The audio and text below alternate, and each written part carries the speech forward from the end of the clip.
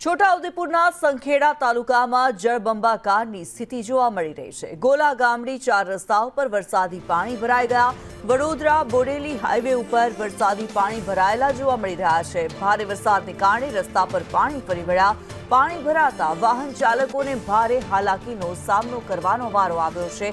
ગોલા ગામડી 4 રસ્તા પાસે પાણીમાં ગરકાવ થઈ ગયા છે। રસ્તા સંખેડાના દ્રશ્યો આપને બતાવી રહ્યા છીએ। પાણી ભરાતા વાહન ચાલકોને ભારે હાલાકીનો સામનો કરવાનો વારો આવ્યો છે। છોટાઉદેપુરમાં સંખેડા જળબંબાકાર છે।